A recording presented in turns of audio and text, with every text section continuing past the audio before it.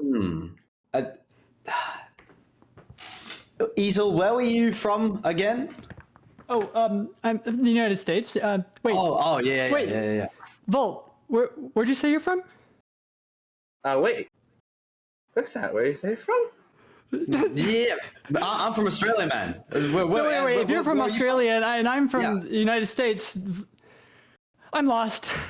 It looks like we got a couple people from all over the world joining us. We got the beautiful 10 o'clock in the morning Australia. We have the about 8 p.m. in the evening Easel. And what's the time for you right now, Volt? It's 2 a.m., 2 in the morning. Good old In time. Egypt. Oh my god. Yeah. Wow. 2 a.m. in Egypt, and we have gathered from all over the world here for the Victoris Rival Series. It is so great to have you here. And I gotta say, tonight is set out to be a fantastic night. We have Dorado Gaming Tango facing up against the Hunter Association. And again, these are gonna be really big games. We see Dorado they're trying to stay undefeated in their early season. They've gone 2-0 so far, while Hunter Association, they've gone 1-0, and they want to stay above that gap where if you drop below your wins and your losses, that you really start struggling then, even if it's just one. Even if it's just once, this season is only 7 weeks long, which means every single win and every single game matters. Once again, joined here by the desk with the wonderful Easel and Volt. How's it going, Easel? It's going pretty good, and you guys might be a little bit confused. Jungle God's not here, but we got Volt to fill in right at the last minute, so I appreciate you being able to pull through so we can make this broadcast happen. But speaking of the teams, I just want to say, whoo, boy, my cards are fully on the side of Durango Gaming Tango. just, I'm gonna lay it out flat, right out front. It's going to be a tough one for Hunter Association, and I think they do have a couple win conditions, which we can get into in a second. But Dorado Gaming Tango have been looking really good in the past couple weeks, and like you said, if Hunter Association, right now they're at a 50% win. If they just lose one more, suddenly they're at a 33% win rate, and like that's not going to feel super great. Yeah. Volt, what about you? Yeah. How you feeling? I mean, first of all, I'm feeling great. Happy to be with both of you. But looking at the games, especially Dorado against Hunter Association, I'm just thinking, okay, we have a one-man show that just likes to go in, likes to be explosive, and really, really wants to get something done. And that is going to be the question here for Hunter Association. Do we have what it takes to stop the entries, to hold it back, to lock it down when we need to, control the aggression, taper the tempo, like all of these synonyms and whatever? That is going to be the question, because on the side of Hunter Association, you have a team that is pretty much even. Like they're all more of a unit, rather than like 2 or 3 players that are in the typical FPS hierarchy, where you have the star player and then the second star and the third star and the supports and the IGL and whatnot. You feel like HA is just much more regimented and much more closer than what we have on the side of Dorado. Because what we've learned so far after sending out some messages, talking to the teams, and getting a lot of information. Again, I mentioned that Dorado have managed to take 2 games already out of the 2 they played. In a 7-week season, already having 2 games is unbelievable. And the goal is to get to 4. If you're at 4, you are undeniably in the top half of your group, which sets out for a good rest of your season. Now, on the other hand, Hunter Association, they've won 1 game and they've lost 1 game. And you have to ask, why? Is it the teams they've played? Is it how they play? And the biggest thing we found is the Hunter Association has more of an overall contribution from their team. In their KDAs, they are not all positive, unfortunately, but their first bloods are so well spread across the team that they're all contributing, making plays, talking to each other. While on the other hand, Dorado, they have strong leadership and a lot of strong gameplay coming specifically from Hopper, who seems to be the carry for their team. Someone who just comes in with frags every single time. They have 17 first bloods compared to the next best on their team with 8. That's unbelievable. Yeah. That's more than double. That's crazy. That's crazy. Look. And in our I was just going to say, and in our pregame interview, Dorado Gaming Tango said, well, our playstyle is just diff the enemy, which is, you can tell that they've gone, not only are they 2-0 in their record overall, both of their matches have been 2-0s in of themselves. They haven't dropped a map yet. And you look at their KDs and you understand why. They're 1.3, 1.3, 1.3, 1.2, and a 0.8. They all have insane KDs except for Noré, but you can't all have the insane KD. And what I think it's going to come down to is that aim diff. If you look at the ranks on the teams, DOGT is all Diamond 1 to Diamond 3. Hunters Association is Plat 1 to Diamond 2. Their lowest ranked player is a whole rank underneath anyone from the other team. And Volt, I need you to clarify this play style to me. We did talk to Dorado a little bit before the game, and they said our play style is to aim diff the enemy. Haha. Is What this can you an do? effective strategy?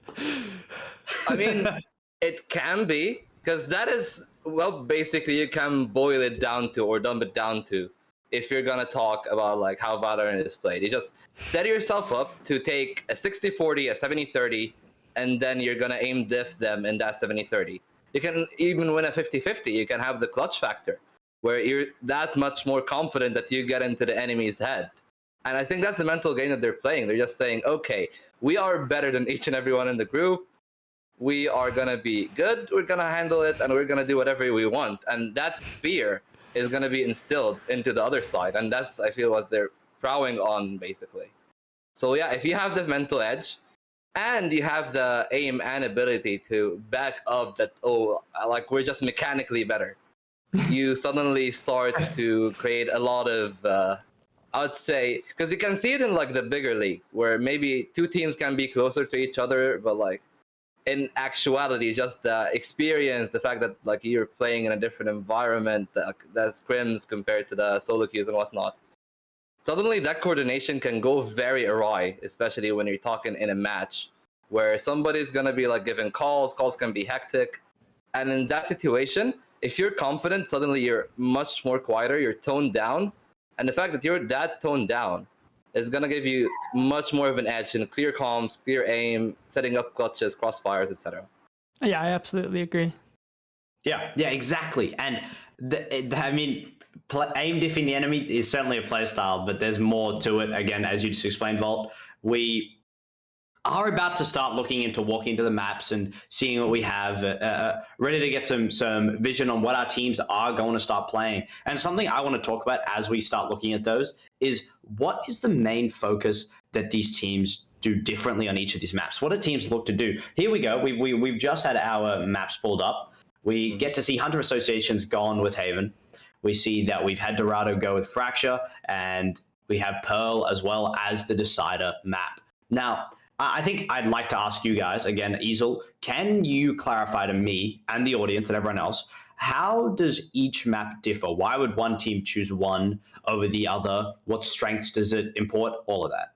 Yeah, I'm so happy you asked me, because this is so like the crystal clear. the Valorant gods have come down and touched my brain and instilled me with a knowledge of why these maps have been picked.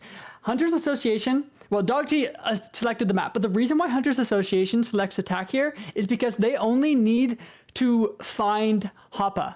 Oh, that's their only thing that they need to do, because we're talking about their win condition. What do they need to do? Sure, everyone from the side of Dorado Gaming is a fragger, but there's only one first blood. There's only Hoppa who gets the first bloods. So if Hunters Association can find Hoppa and go the other way, Haven is the map to do that with 3 different sites to hit. So I think they've put themselves in the most advantageous position. Even if it wasn't their map pick, going on attack there is going to set them up to maybe get a map.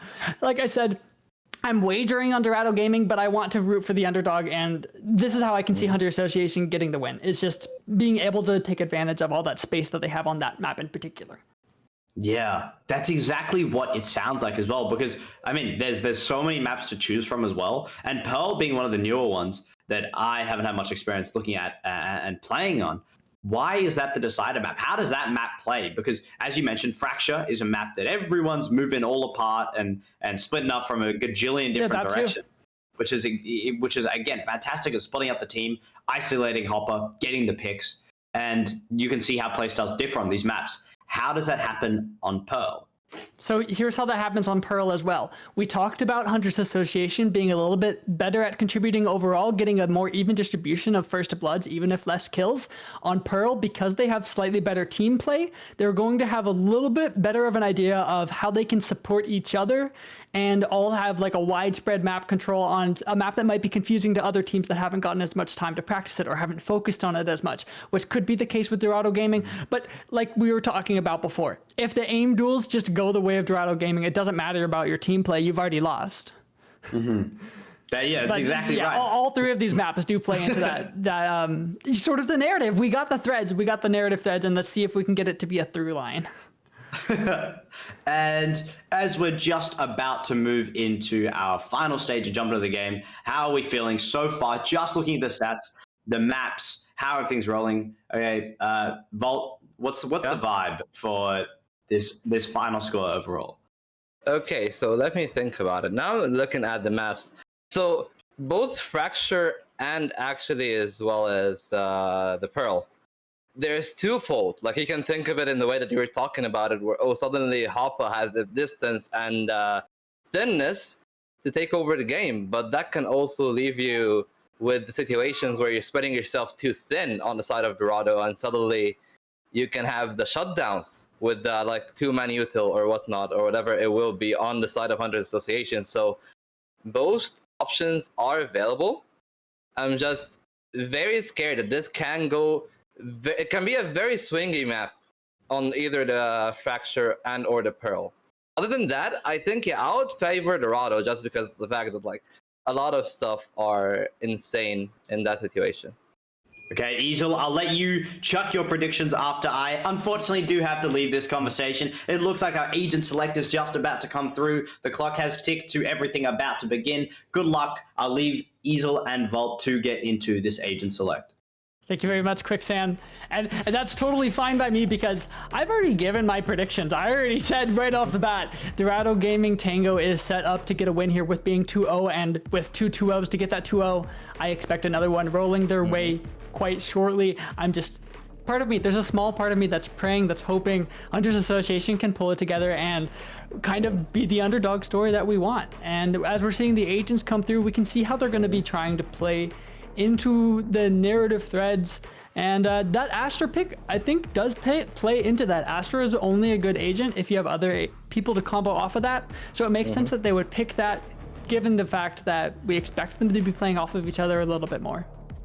Yeah, I think that a lot of people are actually sleeping on the Astra right now in the current landscape. She's so good. It's like people forgot that agent. Like the utility that she provided, as if it doesn't exist anymore just because it has a longer cooldown. The power is there. It's just that now it's become much riskier to have that trade-off. It's like, oh, can you have a very good set of util, or are you just gonna have that like very baseline smokes that you can provide for an Ohm and a Brim otherwise? Because if you don't get that, if you don't get the util and have to recall the star, suddenly you don't have anything in your arsenal for 20-30 seconds. But if you can do it, if you can provide here, that would pay them dividends for sure. Yeah, and the only downside I can see to this Astra pick is that it is starting on attack. And I wouldn't say that Astra's the best on attack because yeah, she has some good abilities, but you kind of need to really premeditate what you're doing on that Astra pick.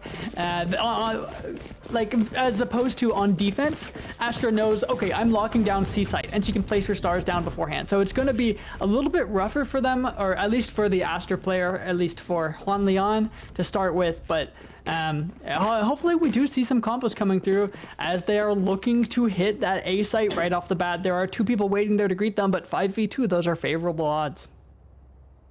Favorable odds indeed, but let's see how it's gonna happen. I'm just very intrigued to see like the early information game from the KO and the Fade compared to what we have here on the side of the Astra, because that is gonna be a very different set of util that you have to deal with. And speaking of which, the reveal is just gonna catch everybody off guard. You know, early trades back and forth, just getting a little bit of map control here for the side of Dorado, and not much else is happening aside from the early rotations from the side of Hunters. Yeah, no first blood has been taken yet. We expected to see those going on the side of DOGT, but it hasn't happened yet. And as the teams push forward, the Prowler does meet its mark in short, but 6 inches deep actually does open it up for Hunters Association, which is a great way to get this off the bat. Well, it's gotten off the bat, but it seems like the things are falling apart right now. The side is theirs for the Hunters here. We got DOGT having to retake 2v5. And even the chamber has been detected here. So let's see how it's gonna pan out. So far, they're looking to double up from the Ling area. The crossfire is there. It's perfect. A shorty on Nore does signal that they might actually just have to concede the round, because that isn't enough firepower to go through. So we'll see what's gonna happen.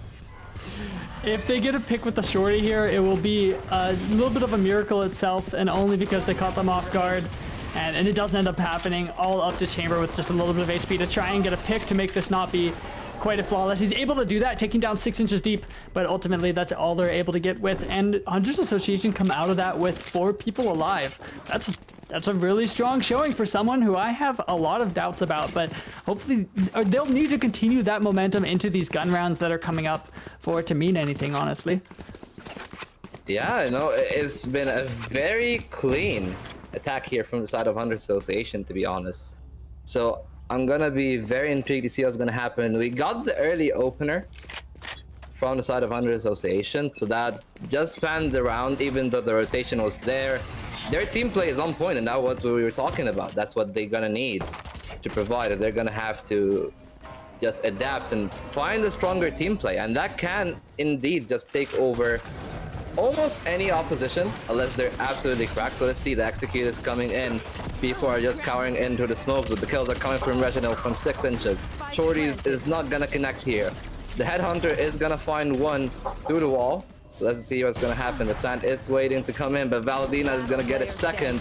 Ceiling area is attacked, but the Hunter Association is gonna wrap up the round, and their second is gonna be on the board.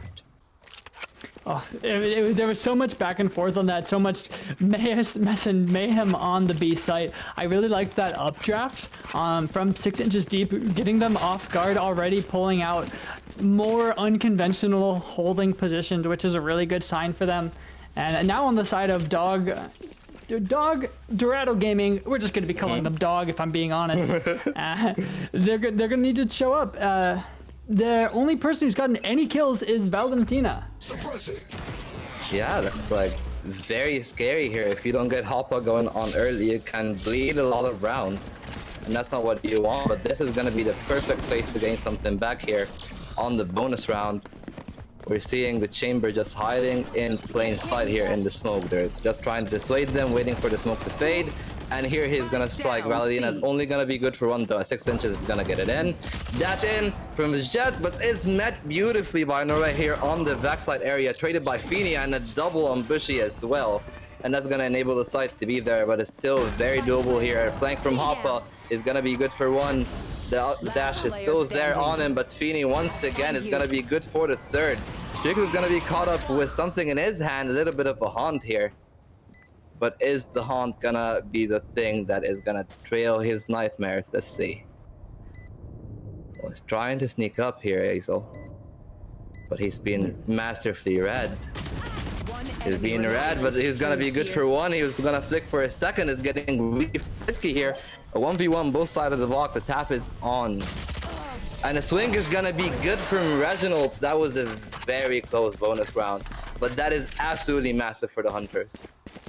What that round tells me right there is DOGT, they just weren't able to support each other when the pressure was turned up, when the heat came on and that plant came down onto that B site. I'm a little bit, I don't know, that whiff from Feeny got me kind of worried because I guess it's just hardest to shoot enemies when they're not looking at you, but we can give them a pass just this once as long as they don't let it happen again, at least because KO is 5-0 on the scoreboard. Hunters Association slowing it down a little bit more going into this round, trying to give different looks so they can't be read by DOGT, who is playing on a bit of an eco, so you can see this quadruple stack on A site, just trying to get a little bit of a read and ahead on the action. Yeah, but you gotta really like what the Hunters are doing here. They know that they're gonna have some aggression because you need to switch it up here if you're on the side of Dorado. But so far, that has been just a beautiful read here. You play very slow, very methodical, just try to stall them out. Because as you can see, once these push dissipate, which they aren't really doing so, they're just stacking up on shore, but still, you've dissipated some of their pressure. Now they've got to be asking themselves questions on the side of Dorado, like what can we do? And right now the push onto a lobby seems to be the answer, but is not going to be on time. Bushy is going to push. The Nightfall is going to come into a very empty C side here. It's going to be fully there, and Vladina is going to find Houdini on the flank. That is going to be a man advantage, but how much can it account for when the spike has been planted? Now going into that 4v5 situation, they are down by 1, but are able to push it a little bit farther. DOGT getting the advantage on this retake with their own nightmare of their own, inflicting on the people of the site, but it doesn't seem to matter when you have a Bucky still. It's just not the gun to get it done. And now 6 inches deep in the back of the site does get shut down finally. DOGT get a round on the board, and it was a messy one. It was a thrifty, but they got one. Well, it was a thrifty, and it all started on the pick on the chamber here from the side of Hunter Association. Oh, absolutely. Yeah, you gotta give it to Athena here. He's just stepping up right now when they need him the most, because Hoppa's having a little bit of a quiet game so far, 1-3 and 2. Not really showing up on the scoreboard. Meanwhile, Hunters, as you can see, like the kill spread, while you can say it's a little bit top heavy, but that's around what you'd expect. Maybe you'd expect Houdini to be a little bit up more. But so far, Ezel, from what you're seeing, do you like the pace and the setting that Hunters are giving DOGT? Or do you think maybe like they're gonna start to adapt soon? I think that Hunters are doing exactly what they need to, and I'm not convinced that it's enough. Because they haven't let Hoppa run away with anything yet, but it's just been someone else on the side of Dog to show up and to get the frags where they need them. So my win condition for them was killing Hookah or Hoppa and shutting him down. That might not be enough. Yeah, but Hoppa is gonna, speaking of the devil, he's gonna be able to find one. He's on one right now. He's just jumping up to the smokes. He's gonna find a second through the other smoke. Very aggressive, just very confident, and the third is gonna be his. Seems like Hoppa is hungry for more. He wants to step up his name to the plate, and that is gonna be his anathema, as he's gonna be taken down by Reginald, starting to slow down again Ezel. So let's see what's gonna happen. They haven't rotated though. They're staying in a short, hoping to like pump fake the rotation, creep back around. Dog haven't bit this at all. They still have 2 players on site, and I think the gun barrel might have just been spotted by the side of Fade, especially with Reginald getting that pick. Yeah, KO's still in the long area. Tricks on the backside, however, is gonna be good for 1. Paranoia does not matter. The spray is gonna connect on Reginald, and there you go. Dorado is on the board, 2 rounds back to back, and that's the kind of momentum that they need to come back in this game. Yeah, the Hunters Association had a good thing going for them, but now that they're put onto this eco, this is where it can start to spiral. You can see they have a weaker buy coming into this one, and this buy is going to affect the next, because even just to buy into this, even just to buy a Ghost, Feeny only has 1,000 credits left in the bank. You can see they're kind of reconsidering how much they can actually afford to invest. If they lose this one, well, they're probably going to lose this one. If they win this one, on the other hand, then we can start to talk about a different story. But if they lose here, that's where that spiraling can begin, and Omen already has such a ratty position, not going to be cleared, and gets 2-3 free kills for it. Norei on a rampage. They're still trying to find something. 6 inches is gonna give him the third, but not before he takes Bushy down. Still, he can be revived, however. Houdini, the timing will not favor him, and Hoppa once again trying to ramp up on the scoreboard, but the 4K here for Norei is gonna be all she wrote for the thrifty round from the side of Hunters. That was so good though. The trigger discipline at first, then the recovery on the spray, because you see like the first few bullets kinda went off the mark, recovery was there, and then the KO on the side of Bushy was able to back him up. Yeah, a perfect recovery from that spray, like you said, and just a beautiful play with the Omen, getting into that nice tucked spot that you wouldn't normally think to clear, catching Hunters Association off guard even on their thrifty round. And that's the most interesting part, that they pulled out that strategy to secure that round in particular. Just because if they can get that round, then they can really start to, like we were talking about, spiral. Then they know that, and they invested in that, which is huge to see from DOGT. And I still haven't moved my chips 1 inch, even though Hunters Association are pulling out all the stops and all the different looks on these attacking rounds. Hey, I'm a believer of team play though, Ezel. I'm not gonna lie to you. I'm a very big believer of team play.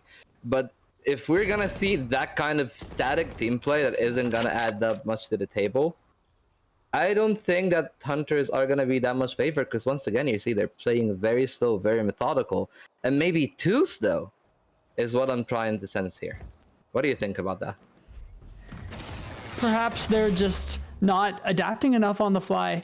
And another new look from here, KO prodding up mid as they are leaning heavily towards the C site, but no contact has been found yet, albeit shots fired back and forth. And Reginald does open it up for the hit, but there are still 2 players on site that are going to need to clear to do that. It doesn't matter because Feeney's doing work on C.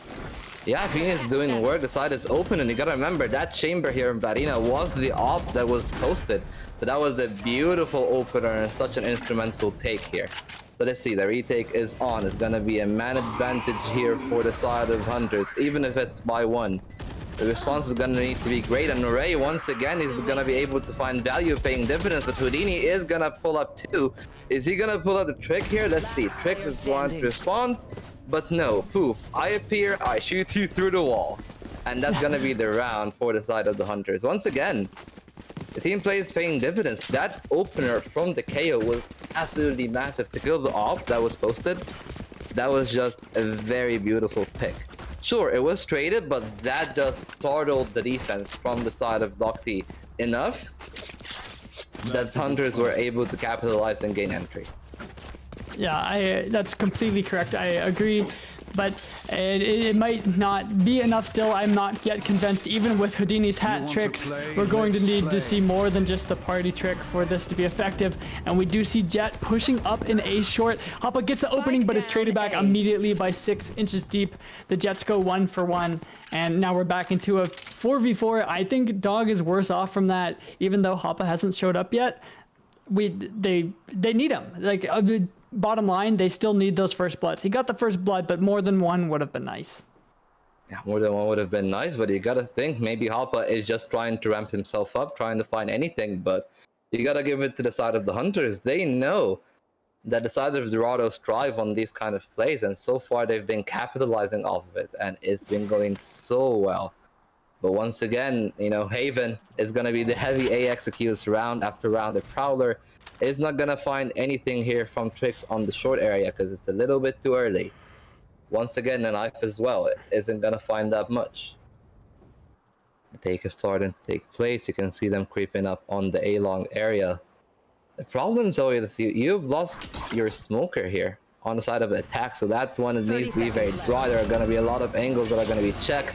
The Haunt is there. The Prowler is going to be able to find one. The backup from the KO is going to be there. Let's see if they're able to ramp it up.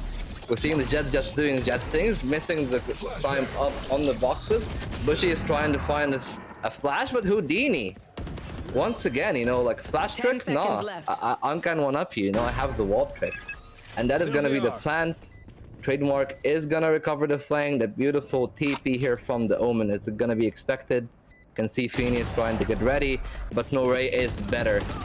He's going to be able to find that. The Paranoia is going to be good though. Trix is going to be able to find one. Spotted the head of the second one, ding through the wall, and that's going to be it.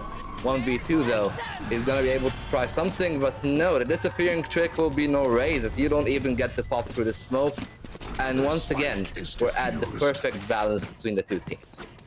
I want to say though, we actually saw some really good team play from the side of Dog that round. We have the Omen creeping up on the flank, making sure that they're not going anywhere. But not only that, but he flashes for his teammates onto A site, netting them a free kill and winning that 2v2 interaction that was happening. Third partying it a little bit, sure, maybe, but hey, that's team play, baby. But the fact that they're able to do that looks really good for the side of DOGT. And I do want to mention, just for the viewers, Hunters Association does have a loss, but it was a 1-2 loss. It wasn't like it wasn't like they just got destroyed on their loss. It was pretty close. So there's still a good, fair chance that they could make this pretty close for Dog as well. Yeah, look at the side of DOGT though. Very aggressive on the postings that they have. Hoppa is just fearless on the back of B, waiting for anybody to peer through the window. The KO is gonna be spotted behind that frame. But let's see. So far, Valentini seems to be the first he's gonna spot Juan, but I think that's gonna be all that he's gonna spot. Though that does move the rotation, so the wheel is indeed moving. Hunt isn't gonna be good for anything, instantly shot out. And Trix is gonna be good for one onto 6 inches here. So let's see what's gonna happen. Reginald is waiting for the aggression, 6 HP, so I think he's being spammed a little bit through the wall. Houdini is just waiting for the flash. The double setup is gonna be there. Not gonna be able to find that much. And once again, Hunters are just falling back. Very strict, very disciplined gameplay, but it's only 40 seconds on the clock. The time is ticking against them easily. This is very disciplined, but I want to loop back to what you said at the beginning of the map. You mentioned when you were spreading thin like that left. and feeling out the map, that's when you can spread yourself too thin. And I think that's what we saw. Dog was just able to isolate a duel on an A main for free, get a pick, deal a lot of damage, and get out. And so now they're doing this full site hit in a 4v5 just to start. Yeah, the take is on. They seem to be they conceded this. They conceded the site, but it's only 8 seconds left. We're seeing the setup is starting to get ready. From the shadows will be cancelled, but not before spawning a little bit of information. The crossfire is super aggro though from the side of HA here. That crossfire could be very lethal. Let's see, Hoppa is going to be the first phase. He's going to be able to find one, and the second, breaking it through, dashing in. Valentina is going to be good for the third, and that is going to be the hat trick from Hoppa onto Fini to finally, the first time we're going to see DOGT on the lead is going to be on round 9. Save the day. They took a while to get going, but that was a convincing retake. They knew exactly where to check, where to clear. You saw Jet clearing that close A main entry angle from the top.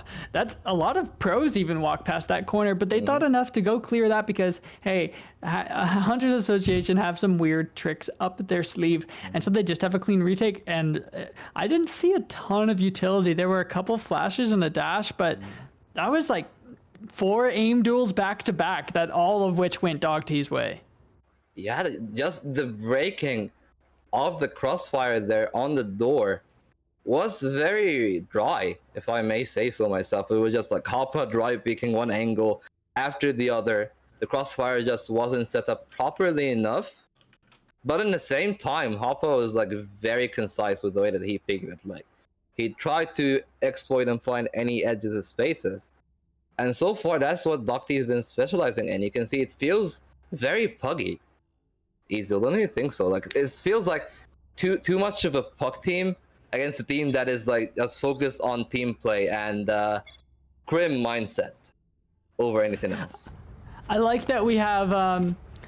I'm normally such a big advocate for the team play, but just this week I've decided to really lean into the firepower aspect. So I like that we have two very different perspectives to bring to this. So I'm constantly commending DOGT for these aim duels, and that Noré with a 10 and 4 looking good on the scoreboard, and you with the team play. I think both of these teams do have a lot to bring into the game, just in their own different ways, and we're seeing how those styles clash just barely. It's like it's back and forth, it's a dirty fight, but I want to say it is DOGT on top so far. So I'm interested to see what other tricks Hunters Association has up their sleeves, or if their only tricks come from Houdini himself.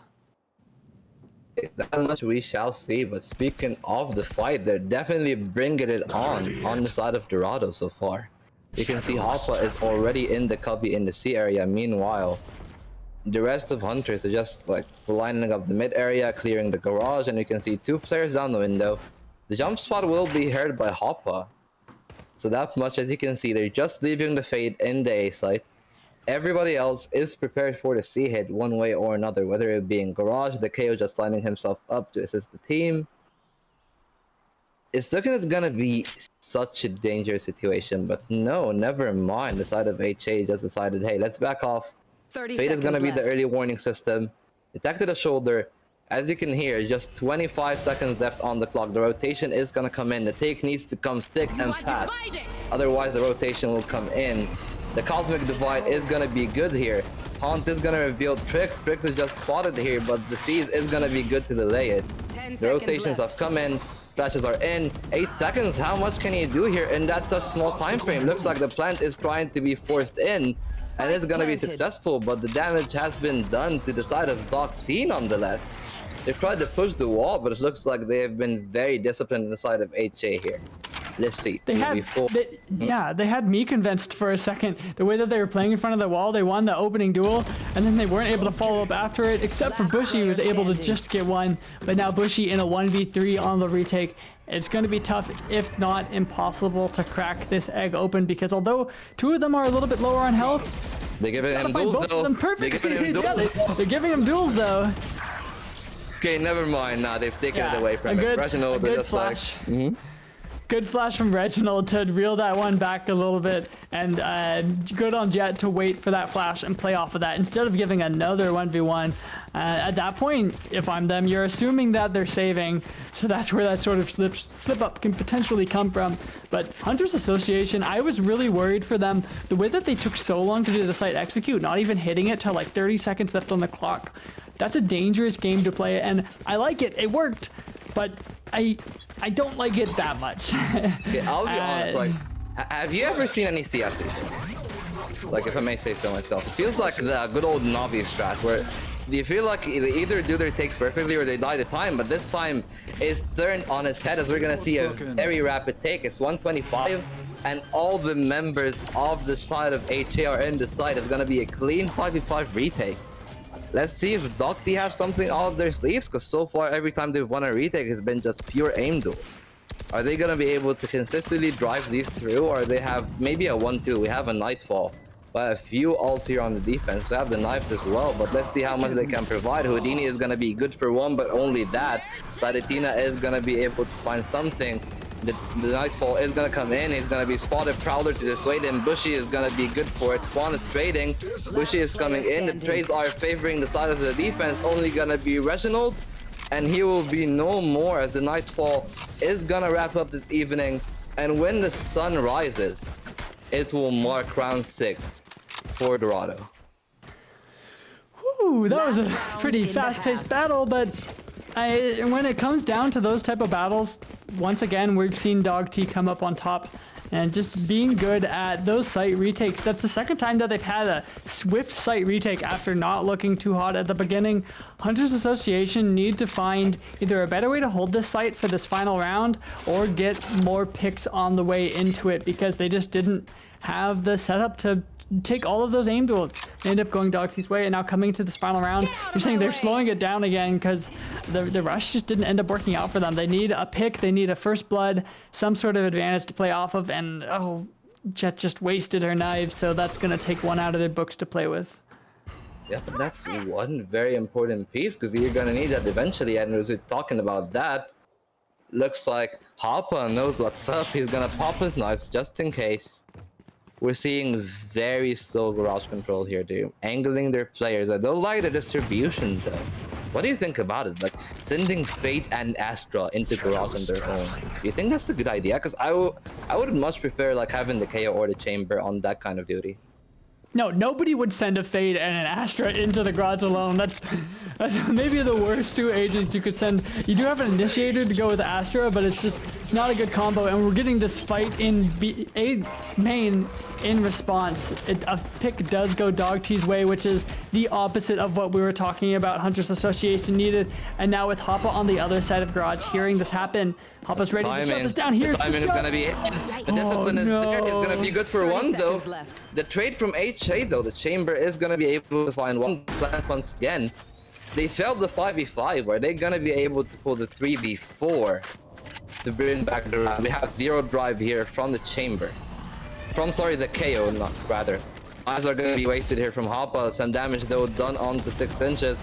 The jump from the logs is gonna be good. Run is gonna be good for Tuno. Ray is gonna be finding some heads. Fini though, he's tasked with a 3v1. The spray through the smoke is gonna be good from Bushy. And that's a 2-round lead for DOGT, and the recovery is gonna be theirs from 3-0 down to 7-5. Switching sides. That's a great recovery and response from the side of DOGT. They're noticing what was working for Hunters Association and they shut it down. There's no really runaway fragger, so I can't say that DOG are doing exactly what they said that they would do about just like get kills, lol. but instead, we are seeing a lot more team play than I expected from their side. Look at their kill distribution, actually. 7 to 12 kills, only 5 apart. That could be covered in a single round, like a 1 turn up from Bushy. That's good. They have a good. Everyone's contributing a lot more than I honestly expected. Looking at the statistics, it's Hoopa maybe getting some first bloods, but their KDs are all up there, and Hunters Association weren't able to really take advantage of the 3 site and hit where there wasn't somewhere to hit because everyone was the Hoppa to avoid. Yeah, I know. Speaking of which, once again, we're seeing the aggression coming in. Don't spot it on the zone area, and this is going to detect one of them. So let's see. Like they look that they want to bring the fight. They want to bring the heat. They want to do it fast as well. On the of DOGT on the attack, 6 inches is gonna be the first phase to spot something. It's gonna be able to spot a few members. Not too much loss. The Prowler is gonna be able to dissuade them a little bit as well. Not too much, but just enough to move the. So let's see. The take is coming in easy. The numbers though aren't favoring them. Never mind. The KO is moving. Okay, no, he's knowing us stuff. Okay, and looks like the DOGT knows what's up. Yeah, they know what's up too. Like they know the take. Hunt is gonna reveal Bushy, but that's only Bushy, so they know that much. Let's see. Are they committing to the defense? Looking at they committing to it that so much. It's gonna be the entries here. Houdini needs to find a trick. The discipline is there. The first one is coming in. The second one, but no, the whip from the headhunter in the classic is gonna be able to claim him. It doesn't matter that mistake. It doesn't matter that he has the great trigger discipline. It doesn't matter that he sat there for half the round. He doesn't have the aim to back it up and to take down Hunter's Association, or to take down DOGT when they finally went in. So DOGT are looking to do a flawless pistol with only 2 members left and pushing out of garage. Leon, all up to them, unable to do it. Bushy, oh look, like I said Bushy just needed a 4K or a 5K to get back to the top of the leaderboard, and that's what Bushy does. You can see it's all DOGT showing up, all in the right moments, and just like that, there's a new bottom frag. It's Trick, so maybe it's Trick's turn to pull out the trick and get up on the scoreboard with everyone else, or I'll hit 2 kills up, and then they'll all be even again. Yeah, maybe, but like looking at it so far, well, they're just backing up their word. Like, yeah, we're gonna mechanically diff everyone, and that's what they're doing. You're looking at the scoreboard, everybody is putting their weight. Even maybe a little bit more, because when you're speaking about the KO and the fade, and even the Omen to a little bit, like their value isn't just in the fragging, but they're still able to pull that much out of the bag. So you have a lot of insane mechanical value. Speaking of which, you can see 6 inches was in 6 kind of troubles in the A-long area, able to come out with his life though. But a small adaptation. Yeah, a small adaptation from the side of Hunters Association, putting 1 person on either side, and Houdini in a little bit of an easier angle to hold, not looking down on the people that are coming in, but instead at the typical flick angle. Leon does hear this happening, but gets mollied out by Bushy, breaking open the entrance to the site, but they don't clear the back corner. Reginald does get 1 for it and ends up getting traded out, bringing it to a 3v3. DOGT getting the spike down and getting aggressive with it even. Yeah, it looks like no stopping, no remorse in the heart of that man. Bush is just like, the top frag is mine. 3K from the man. He's gonna be even pushing the garage area back to that 4K. This man is on a tear. Yeah. You heard me mention him as the bottom frag and said, nah, and doubled his kills in 2 rounds, going up to a 15-10 from, oh, what was it, 7? It had to have been 7 kills. Yeah, it had 7. Yeah, it had 7.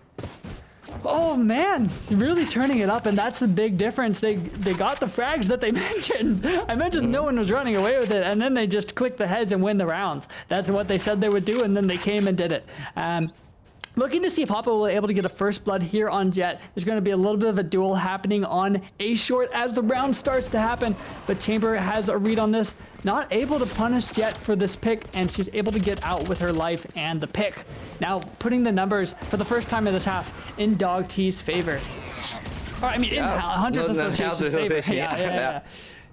But hey, the scaling was going through. You can see 2 players from DOGT here already in the long area.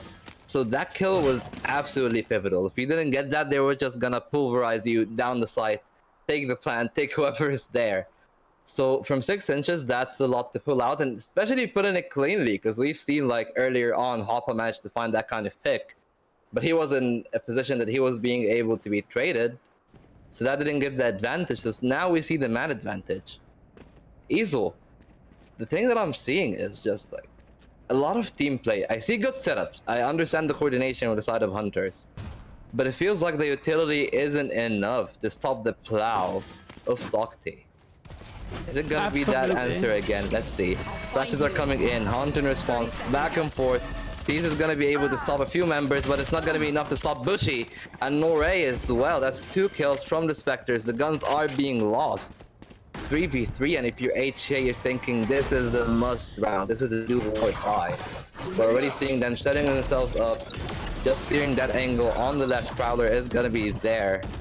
So let's see, like the setup here from the side of DOGT is much better. Crossfire through the hell and the graffiti area. Trix is gonna be able to find one. One though is on the trade. Heaven is gonna be able to trade him, but the crossfire pays dividends as Norway trades him back, and that's 10-5 and double digits for DOGT on the bonus round nonetheless. DOGT falling back to their fundamentals and just playing good structured site hold there, one at a time, not being too aggro. They all held in very reasonable spots, which I was happy to see. But it's exactly as you said. You mentioned they have some utility, they have some team play, but it's not enough. And we saw that play out immediately after. Fade throws out all the scanners and goes, it scans like everybody on the team, but it's like, it doesn't matter. She can't get her gun out in time. And so instead they're on an eco as DOGT go to double digits. Chamber does have C locked down, so that's something going for them, and they got some good early aggression out of B main to get some good information, but unable to make the shots connect, and they are forced to fall back with just pistols in hand. Yeah, but you can see like HA, these aggressions primarily comes in the form of eco rounds, these thrifties. This is where you can see a little bit more of a hunger for them to pull something out of the bag. So far, I'm actually not that impressed with their util and setup on the defense compared to the attacking side. What do you think, Easel? Like, you can see like the flashes and whatnot, like not that much value is being pulled out of their util here on the side of HA so far. Yeah, like look at that flash. He threw that flash out, like, and then there's no one swinging on it. There's no peeks off of it. It's just to get out of that corner, but they can't even see you in that corner anyways. So whose map pick was Haven? Was it? Haven's map pick was DOGT's, but I was commending Hunter Association for picking the right side to start on. I thought they'd be good on attack, but they weren't good on attack, and now that DOGT have gotten, or I mean, they were just fine on attack. They didn't do anything crazy. And now that DOGT are able to get in their element, where on attack, if you can get the frags, you have the advantage, and it's game. It's like it's game over. They're up to 5-3 speaking of the advantage, though, Easel, you can see 2-man advantage here, and the plant is there. The sheriffs are just struggling to find anything. They're apparently lining up for Hoppa, just aggressive, trying to find a few pot shots through the wall. Drix is going to be able to find the pick on Heaven. They have to walk there. They're just going to be meat to the slaughter of the Dorado Gaming. Dorado Tango is just on a tear on the attack. It looks much different. We haven't seen a single round so far. If you look at the scoreboard, 4 rounds since the half has started. Even 6 if you count the first half. That's 6 rounds in a row they haven't lost, and it's not thanks to Hoppa. Hoppa's certainly there contributing, but it's not a Hoppa carry. It's not Hoppa needs the first blood for us to do something. It's that they're all on a tear. And that's hard to stop when you're spread so thin on Haven, like you talked about. That's a big deal. You can get a lot of different information and play off of each other interestingly, but being spread so thin on defense on these 3 different sites, they're not able to take advantage of their team play the same way they had the opportunity to on attack, which was maybe the only reason why it was so close to begin with. Okay, let's see how they're gonna respond so far, though. Setup has changed. The ultimate is gonna come in, detect 6 inches in that position. Now he's just through hell and high water, and a few bullets from the cyborg is gonna be enough. Bush is gonna be able to claim the entry. The side is theirs. It's a 4v5. Nobody even in the vicinity to try to find anything back. Okay, let's see. Valdina's just gonna be able to find. And Valdina gets another. And the kill is gonna be his. You can see spraying through the box. A little bit of bullets are going to be able to find something. Hoppa is going to be able to find one. Jump on the metal. Feeny, though, just trying some desperate measure. Hoppa, once again, very aggressive. He's going to be able to pull the match point here for the side. It's like we're watching a different team. There were so many arguments that we were going back and forth, like having a nice, polite debate on which team had the better approach to this.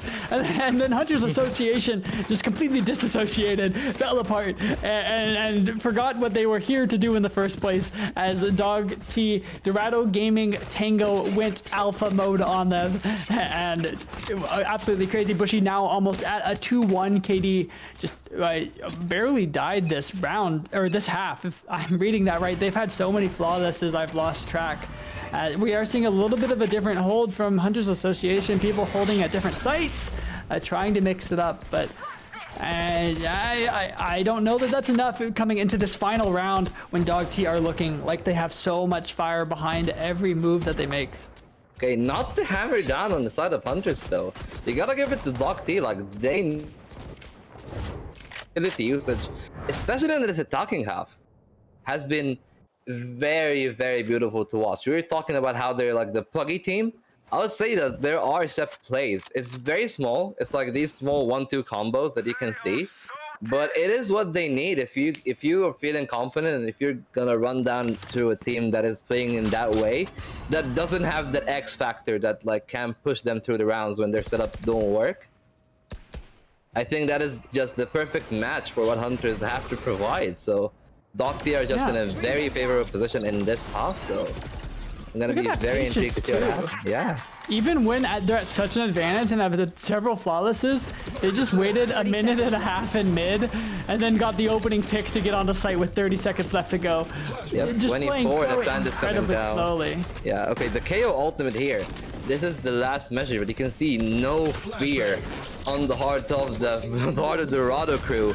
Valentina is gonna be able to find one good for a second. Nori as well is gonna chip in, and Hoppa is gonna wrap it up 13-5. And that second half was nothing like we've seen earlier on in the game. Oh, I'm just... I just had to get my map back out. I'm trying to find I'm trying to find Hunters Association's roadmap back into this match because they just got rolled in the second half of that. Okay, no, that's too much. Come on, Isa. Don't do it like that. I don't think they got a single round on defense. That's when they were spread so thin that they couldn't push off of each other and couldn't get in advantageous situations. Quicksand, tell me about it. You were watching the whole thing unfold. Do you agree? Look, at the start of the game, I'm watching, it's chilling. Hunters Association, they are finding their ground.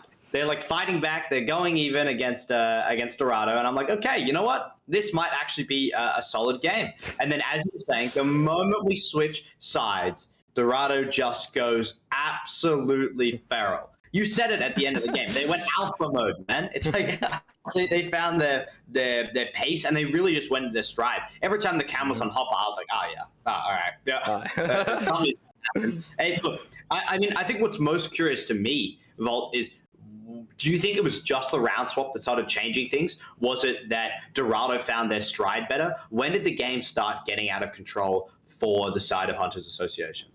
I would say it was just a very basic back and forth for the first 7 to 8 rounds, where you had like one team getting the early advantages, getting the bonus, then the other team like just adjusting to the other team's stride, the pacing and whatnot.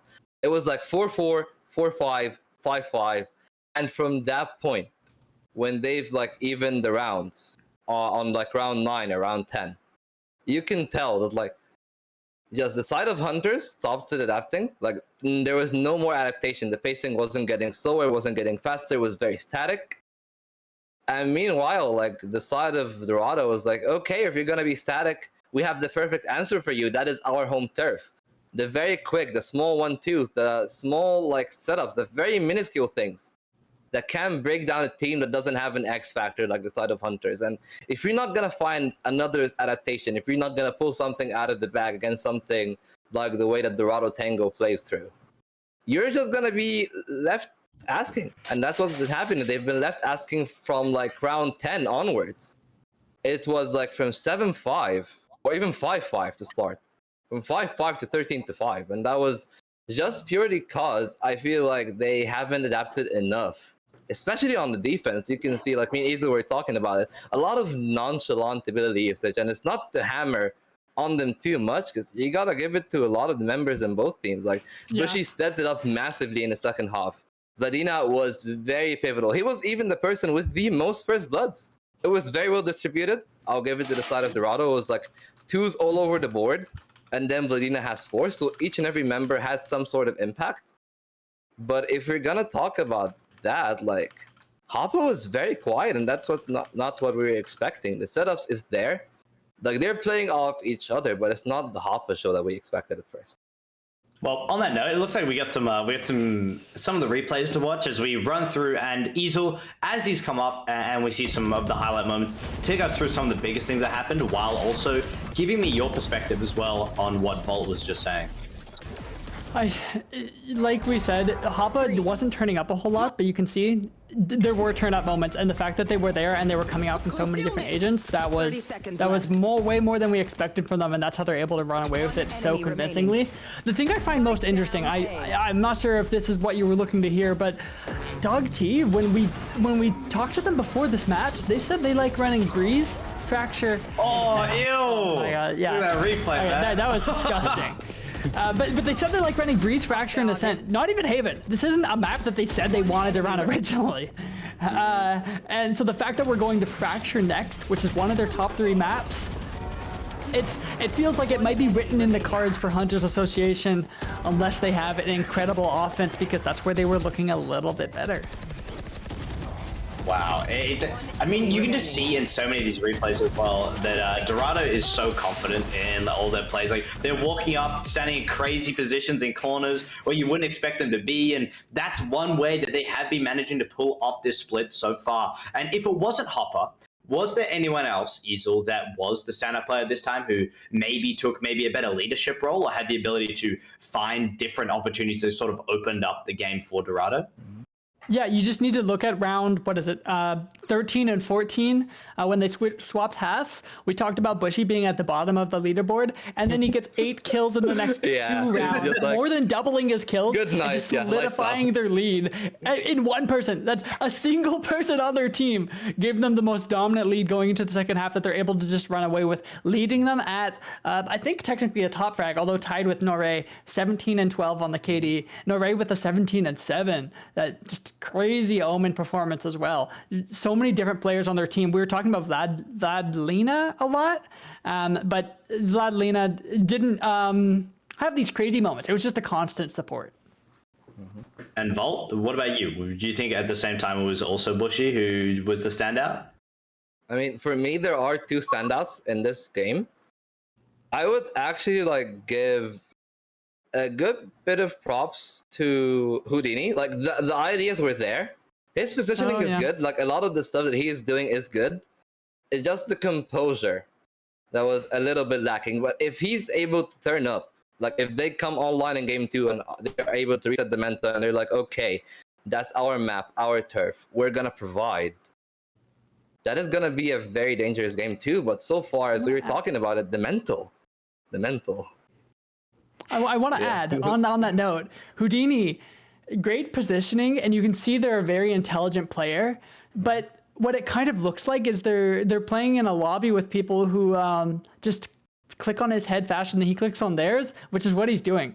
Houdini's playing in a lobby of people with a whole rank above him. When ranked, when you're queuing Valorant ranked, and they do that to you, when like you're in silver and they put you in gold, or you're in gold and they put you in plat, you're like, man, this sucks because I'm good at what I do. I just can't beat them in the aim duel, and that's what was happening to Houdini. They had, like we said, that specific round. They were waiting on the top of C long on a box, and it's like beautiful. They have the positioning. They didn't clear it. Everything's in their favor, and just can't line up the shots. Like you said, that the choke factor, they didn't have the clutch factor, even though that they're good. They're clearly a good player. Yeah, exactly. There have been a lot of stand-up performances, and it sort of just comes through to trying to improve your aim, which is, I wish I could do that as easily as it takes so everyone long. else. It just takes so long, so much work. But this is a really good place for people to find out that aim might be their issue, because once you know that's the problem, that's exactly what you can focus on. It hurts to hear, but it's aim also labs time, baby. Yeah. Woo! Let's go. No, trust me. Practice movement is the easiest way to improve your aim. That's the hot tip for a sec. There it is. You had it here first. Hot tip of the stream. Practice your movement. That way your aim will be crazy. On that note, I need to go practice my movement to the bathroom. So we are going to jump to a quick break, and it looks like we have a fantastic game set up for us in the next map coming along. We'll see you guys in just a moment.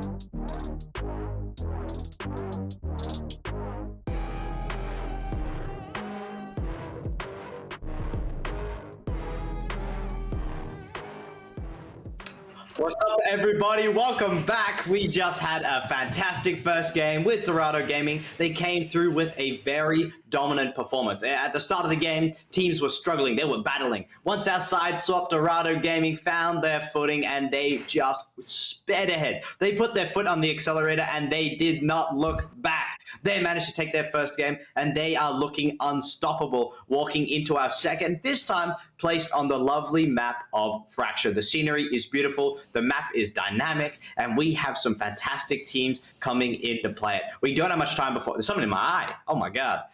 We have some time before we jump into these games. Just a short minute that I'd like both of you to give me your thoughts about how this upcoming game is going to go, especially now that we've seen how these two teams match up against each other, how their playstyles go, and any differences that might happen on Fracture. Volt, you were talking about earlier. I want to hear from you first. Okay. I'm a big Fracture aficionado. In the team that I am currently coaching in my region, I'm very big on the map. You just have a lot of potential. You have 4 avenues of attack. Each of them have an orb. You can plan a bajillion defaults. So something like Hunter Association, they should have a field day with this. But it also, since we're talking about this, you spread yourself a bit too thin. And when you do so, when you're all over the place, when the web is spun, suddenly when you're talking about Vladinho, Hoppa, Bushy, they have the ability to just turn up and maybe get a multi-kill. Because you're gonna be I don't know, spreading in 2s. And when you're spreading in pairs, and just in pairs, you're leaving yourself exposed to a lot of outplay, which is gonna be the specialty of Dorado Tango today, at least from what I can see. What do you think, Easel? Do you think that the defaults are gonna be good enough, or do you think that the mechanical prowess is gonna be enough? I personally, I don't care if it's defaults. I don't care if it's mechanical prowess. Hunters Association just need to show us the first bloods. They need to put themselves in advantageous positions to start with, because if it ends up in an even site retake or take, or even a man down, I don't think that they have the trades to make up for that. So they need to put themselves in an advantageous positions as soon as possible if they want a chance. So that's what I'm saying. There were a lot of first bloods if you're looking at their stats sheet coming into this, and I don't think that there were many added from the last game. And another thing I think that is the scariest thing about Dorado Tango Gaming is the fact that they have someone... Gaming Tango, excuse you. Gaming Tango, oh my god, I mixed them up. Sorry, Dorado Gaming Tango. They have one little thing that we have been talking about that didn't exactly get a chance to show up last game that I still think has so much potential to turn something on this game. And that is the one and only Hopper. Now, every time, the way I remember Hopper is, I don't know why, but I seem to associate him with kangaroos and hopping around. But so it comes back to my mind. And the fact that Hopper didn't get a chance to show themselves in this first map, while also being so far ahead in first bloods in these leagues, and so far with the games we've played, is they've been consistently showing throughout maps that they can get those first kills and get in on side. If Hopper can do that, and if Hopper can come in the game, it's going to be an even harder stomp than last game was. And it looks like we're just about ready to find out if this game is going to be a stomp, or we get to see the Hunter Association decide to work together and, form an association to be able to come through with their game. Once again, going to leave it to Easel and Volt to bring us through for this Agent Select. My thanks to the people of Australia for your service. We leave it up to the US and Egypt to maybe wrap it up here with this final map if Dorado Gaming Tango are able to turn up in the way that we expect them to, and the way that you're kind of setting them up to. We're seeing on the side with the Agent Selects coming through on the left and right. Hoppa is going for that Jet again, I guess I want to say Quicksand's agent to watch in this case, and hopefully going to be pulling out those frags. But we do have a Neon on the other side, and Neon is definitely the meta duelist on Fracture, especially combined with that Breach and Brim combo. This is a very meta pick. I mean, it looks like a very standard composition from the side of Hunters. But I really like the small variations that the side of Dorado is bringing. Can we actually have a petition?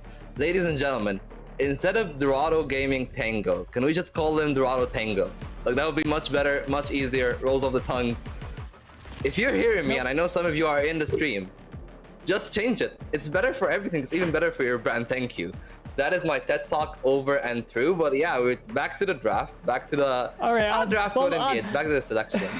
On my TED Talk, I just wanted to identify, as we're getting into the first match here, on the side of Dorado Gaming Tango, in the last match, their agents, they were running Jet, Chamber, Fade, KO, Omen, who are the agents that they told us from the very get-go that they liked to run. So coming into this Fracture pick, we're seeing a different composition from the side of Dorado Gaming Tango. And will that be their downfall? Well, are they just, are those all their like one tricks? And now that they're playing different agents, we might see a little bit of a different look, for better or worse. That's what we're here to find out, as the aggression is coming up on B main with 3v5, 3v3 actually on B main. So this could go either way. Yeah, this can go either way. It could be very scary. Already seeing the aggression though from the side of Under Association. That's what you need to do. You need to bring up the heat, bring up the aggression, making a statement on the second map already. A lot of Beautiful has been expended here. We're seeing the smoke, the orb, as we were talking in the green room. The orb control is gonna be absolutely massive on Fracture. We have 4 of those. 4 orbs every round. That can be a lot of ultimates if you're taking that sort of aggression. But let's see, like, is the response gonna be good enough? We're seeing the clamp down the B side. The Neon is just sliding in, but she has met her match in Norway. Trix is waiting behind the wall. The Sun is good. A second from Norway, but the Classic is gonna be good enough to tap him back from Reginald. 2v3, but HPs are low on the side of Dorado. Playing it very passively, just waiting for Houdini here, Reginald, but he's being peeked. The aggression is coming back in, and a double peek is gonna be good to catch him off guard in the reload. Vladina is gonna be able to find one. Houdini is trying to find a trick. He found a trick to get behind their lines, but that is gonna be all he found in the term of his doppelganger. 1-0 for the side of Dorado. I want to make a little call out post to DOGT. They told us that their only strats, their only playstyle is to have cracked players and aim diff the enemy. But I think we saw some intelligence there. We saw them waiting behind boxes in safer positions and waiting until maybe they weren't all looking their way. And so that way they wouldn't have to aim diff the enemy. They just had to click their heads instead. So we did see a little bit of play coming out of them as, well, this round the aggression is coming in the form of A main onto that A hit. But DOGT are prepared for this with 3 players waiting for them on site. Yeah, the flash is there. The smokes are in as well. They're just trying to find something. They've caught him off guard, but Bushi is there to save his teammate. The double peek is gonna be good for 1. They need to clear him though. Array is gonna be good for 1. The brace is very close. They're just spraying down with the Spectre, trying to find any help. Ladina through the smoke. Once again, we're seeing a very remorseless, heartless, I would say even a little bit wickedness out of the side of Dorado. We're gonna need to see a little bit more of the bloodthirst. Bloodthirst will be the side of Dorado's. Houdini is gonna find a consolation, but that is all she wrote. 2 kills down. Vladlina. Yeah, Vladlina, yeah. Well, yeah, a little bit of damage to the economy. Yeah. A little bit of damage to the economy, but I wouldn't say enough. 3 is the magic number, Ezel. Do you agree? 3, yeah, that's where you can really run away with it, I want to say. Oh, sorry, I didn't mean to interrupt you. I was just trying to say, no, it's okay. Vladlina, once again, the player that's maybe not going the craziest, but getting these opening kills to turn the economy in their favor. And with Marshals and Spectres, that's not a terrible buy. Sure, it's not rifles, but can still land some good head and body shots doing good damage to start them off the bat. Yes, speaking of the devil, Hoppa is going to be able to find 1. These guns are going to be needing to be very cautious. The pincer is there, but they are very aware here. Hoppa on a good off angle. He can find some damage and fall off, or even better, find the kill. But the flash is going to be there to drive him off. Smoke as well. You can see, like, very educated, very sophisticated. You would say strat book time out of the hunters here. Taking the side, but not with that casualty. Strick is going to be able good for 1.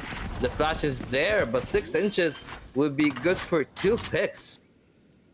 And that is gonna be a 3v4. HP bars are low on the gun. Vladlina is gonna be able to find the head here with the Marshall. That is gonna be your bane as you have 2 low players. That Marshall is almost as deadly as an op. One in the hands of Bushy. The tower, the safe play is gonna come in. The take is closed. Juwan is gonna be able to find one. Vladlina though with the back-to-back headshots. No way, Feeny. You need to find something. 24 HP. Molly is ticking. Molly is burning. And the Cyborg is not immune to fire. 7-1 in 3 rounds for Vladlina. Absolutely lights out. Roll that back 2 minutes ago when you were saying, what is the magic number? Perhaps it is 3. They're able to get that, and now they have a solid lead to work with. An easy buy into this round, getting full guns to work with again. The Hunters Association really should have had that round. Even when it came down to a 3v3 and their health wasn't as good, they still had good weapons and they still had good angles, but they weren't able to support each other, and they were just picked off kind of one by one. Thanks in part to Vladlina just going crazy with the Marshall, doing way more than it was ever meant to do. And like you said, making it look like an operator when players are at low HP. Yeah, but still, I'm still favoring the side of the Hunters for something. Maybe they can pull something out of the bags. They have 1 orb away from Houdini for the Tour de Force, and that is going to be claimed here. Speaking of orbs, you have the ultimate here from the breach. Knock command from Hoppa. Sorry, tailwind from Hoppa. Trying to find something. The fault line is there. The spray is going to be good enough. The recovery is there. Houdini is going to need to find something. He's electing to save the Tour de Force though. And that will be his bane as Bushy is going to wrap up on him. That is 2 free picks for the side of Dorado. No answer. That 2-man setup, as we were talking about, a little bit too thin. The pincer wasn't there in time. Yeah, and a good flank from Dorado. You talked about the aggression on this map being really good, but it's on the side of Dorado that we actually end up seeing that aggression come to fruition. We only saw it in the first round, really, for Hunters Association. Now they're going for the site execute, but Brimstone's still waiting there and ready to just spray down. Unfortunately, unable to make a connect as 6 inches deep does good with the Sheriff. The plant does go down, but there's a lot of utility being thrown their way to keep it down. Yep, the retake is on. The breach just bringing the hit here. Bushy is on one, and he's gonna be able to find one. Hoppa onto the heaven area. Bushy for the 3rd. Vladlina for the wrap-up. And that is 4 clean rounds from the side of Dorado already. Vladlina has been a little bit quiet in the last round, but I gotta give it to the side of Dorado. Like, their 1-2s are absolutely deadly here. From the side of Hunters Association, when you're down now, of course that was an eco, but it still leads to it. When you're down 0-4, you need to make some changes fast. Obviously what they're doing isn't working, whether it's an eco, whether it's whatever. They're spread out. I personally believe we need to see, like you mentioned, that aggression. We need to see a fast enough hit that DOGT can't stall them out with utility, that they have some utility of their own. That was one of our big gripes last round, or last game, that they had the utility, but they weren't able to put themselves in good enough positions with it. And that's the same thing. We need to see them being able to play off of this and force their way onto sites, even when a smoke is dropped in their way. And just, yeah. I can't agree more, but you're talking about this. We can see they're already boxed in the A main area. They're just very committed to this take. They've taken control. And this time, however, the control hasn't been taken back. You can see the smoke is gonna be there. The third mark is gonna be taken down. They're just trying to find anything. The orbital strike won't find anyone. However, they're all backed off, and now we're gonna see the retake is starting. Bushy is already trying to find something. You have the Nightfall and the Breach ultimate as well. Is it gonna be enough though? Houdini is gonna be good for 1. That is the start that you need. You desperately need to find something here. The ultimates are gonna come in, but it's gonna be only the Neon in the side. However, Orbital Strike is gonna be good for the trade. Trades back and forth, and they're absolutely favoring the defense here. Vladlina is onto the defuse. The spray to the smoke won't find anything. Vladlina is closing in. Seething is trying to find something, and that much he will. He will find the kill, and Bushy will find the defuse for round 5, and this POW is back on. Improvement from Hunters. Like, they're getting their plans. So we're talking three back-to-back plans here for the side of the Hunters. But so far, their grasp on the side has been a bit loose. You can see that it's all smiles on the side of Dorado, with their spray onto the wall. Just really, it looks almost effortless for them. They allowed them onto site, and then they were in a 5v5 retake. Like you identified, there was a man-up advantage at some point for Hunters Association. Finally, they had that better position, but they weren't able to make anything of it. Sorry, folks, just a quick apology. Our host is doing some reps on the bar right now, so I forgive me if I get distracted.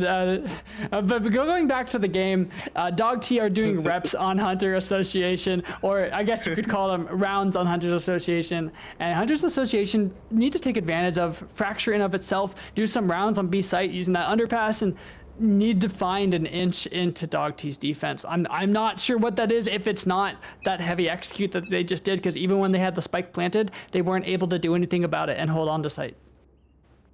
I agree. I totally agree. But the thing is, though, that is the weakness that I can see from the side of DOGT is their flanks. Their flanks are a little bit too aggro. If you control that aggression, if you can catch the tandem, the rhythm of how DOGT plays, if you're Hunters Association, you can suddenly find something to play with right here. As you can see, they're trying to catch that aggression. They're trying to find something through arcade. Trix is in the tower. The 3-man setup on the B area is there. Tour de Force is already active for Houdini. He needs to be the danger man for this round. We're talking a very dangerous buy. Like, you can see everybody forced from the side of Hunters. It's a tour de force, and it's gonna be the laser time, the lightning gun. The override, or overdrive rather. From the side of Neon. Okay, there we go. TikTok is in. Trix is gonna be able to find one from the backside, falling down. Is the Neon gonna be good? It's gonna be good, but not before Hoppa finds one. Vlad, though, caught from Reginald. Hoppa stunned. Is he gonna be exploited? No, he will not. He can hear the steps. He's ready. Anticipation in both ends. And oh no, they cross to each other. Hoppa's gonna be able to find the timing. Once again, another one through the smoke to wrap up a hat trick. But a brace of Houdini. He needs to find something. It's a 1v1. He's looking at the underpass, but not where it at. Spike is stuck. Pros don't fake. Pros smoke it through. Pros stick it, but Houdini is gonna be able to find his own triplet to wrap the first round. Finally on the board are the Hunters. What an insane clutch it took to get a single round on the board. Houdini hitting some very good tour de force shots, and then somehow a headshot through the smoke. What? Okay, they can take it. Yeah, but look at the numbers on the scoreboard. We have Feeney with 0 and 6 right now on the side of Hunters Association, and on the other side we have Vladilena 10 and 2. The numbers, they're just winning the duels at this point, and I don't think that round was enough to give them the half, or to they even can think hear that. the zip line. They can hear the zip line. They have an idea. Actually, it's not. It's kind of debated how much you can hear the zip line. I just want to bring that back up. I still need to look into that. I'm pretty sure that Bushy was in the spawn area, so he probably heard something, because it's directly underneath you. Speaking of hearing something, Ray heard a few steps, and he took off Reginald's hat tricks as well. That's the 1-2 already in the other side, and now your attack is just gonna be located in this one area. They know what's up on the side of Dorado here. And that much is enough to dissuade the other side. Well, Hunters, they're slowing it down here, Easel. Are they starting to become a little bit too predictable? Because that's what I'm afraid of. Once again, falling into the same pitfall. The same pitfall. But it's the same problem. They just lost their opening duels, and now they're not in an advantageous position. Even if Dog only trade a 1-for-1 on every fight, they're not even able to do that. Even if they only trade a 1-for-1, they still end up on bottom. And now in a 2v5, they're forced to consider potentially saving. There's just a lot of barrels staring them down, and there's bullets coming their way faster than they can think about it. A team ace from the side of DOGT. That was a gun round. I want to remind you, that was a gun round for Hunters Association. That wasn't a weak buy. They just got torn apart from the very start of it. And it's starting to look a little bit like a runaway game, even though they got that single round on the board. Look at the economy. Look how much credits DOGT have to fall back on. They can afford to play a little bit looser and stack sites, maybe take some aggressive peaks, and it's paying off for that. Yeah, and you can tell it, and you can even tell it's starting to get in the heads of the hunters a little bit. You're seeing they just decided, okay, when we're spreading out, we're being eaten alive a bit too much. So let's see what we can find. Ray is gonna take the orb, gonna come back, and that is the go sign for the side of the hunters. A 5-man push from the dish area. The drop down is gonna be imminent, maybe. Let's see what's gonna happen. Flank watch though is the name of the game. The read I'm so glad to is see on. them pushing together. You're right. Look at That's the read, exactly the right thing. Yeah, look at the read though from the defense. I really like the way that so they're much setting map up. control. They have Jet watching all the way down B main. They have a trap, and they have Fade on the top. DOGT know they haven't gone anywhere else but here. Oh, and you can take it down right up. Down, Mr. Robot. Norway is going to be able to find one. Reginald is trying to find something. The Sheriffs are actually connecting, and this is looking close. From the side of the defense, the orbital strike is there. Dalina is in an off position, but he's going to be good for 3. From the ashes comes the chamber, and Trix is going to wrap it up. And what a recovery from Vladlina right there. The 3K was just absolute magic. Yeah, like we were saying, a good idea from Hunters Association, but they took so long to do it that Dog knew exactly what they're hitting. Dorado knew, well, they're not anywhere near B site, so we can stack 3, nearly 4 people on them coming into A. So even though they had the numbers advantage, it wasn't for long because the picks went the way of Dog, which is what they said they would do, and then they went and came and did it. Yeah, they came and did it, and they're coming to play. Hoppa is gonna be running face first into all the dangers. The knife is there, the flash is there. Fearless, that man. Tailwind still in hand. Pick very aggro, not even dashing off after the first one, taking a second shot and electing not to dash even after that. And that is already a man advantage once again for the side of DOGT, and you gotta wonder, Ezel, can they even stop it at this point on the side of the Hunters? Because it feels like they're just sheep to the slaughter, lamb to the slaughter, whatever you want to call it. They're just very helpless. Yeah, Hoppa full flash doesn't pull back. Are you kidding me? He just looks away for a second and then watching the angle still. You can't phase this guy, and he's already looking the other way, so it doesn't matter if you try peeking on this side, that side. He has your digits and he's ready to take them. Has your digits, but the chamber has your heart here, Mr. Brimstone. That is gonna be the pick back. Numbers advantage back to the attacking side. Maybe they can do something with it. Looking at the map, there really isn't that much of control for the defense, you would say. It's just a very static 2-2. But the push though here from the side of Ray is gonna signal a lot. They can tell what's gonna happen. 6 inches is in 6 different kinds of trouble, 6 different worlds of hurt, and that is gonna be the first pick. Vladlina is just posted, ready, but Fini is better for this one. The trade is there. They need to find the plan. They need to find anything. The brim is there. The orbital strike is there. Your spike is no more. Your time is running out. Hoppa is gonna fall down. That's the operator down. 1 bullet won't be a dream. And 8-1, the plow continues. Volt, I hate to spring this on you, but is there any way that Hunters Association can pull back from this? An 8-1 deficit in their attacking half, which is their best shot, in my opinion, for them to be able to play together. Because I don't see it, so if there is, please enlighten me. Okay. Ladies and gentlemen, welcome to the Copium store. Yeah, welcome to the Copium store. Yeah. Feed it to me. I need it. Okay. Wait, let's start. Okay. If you step up the pace, you gotta get the energy, you gotta get the bloodlust. We don't see anything from the duelists of the side of Hunters here. We're talking about the fearless side, but like 6 inches is playing very reserved.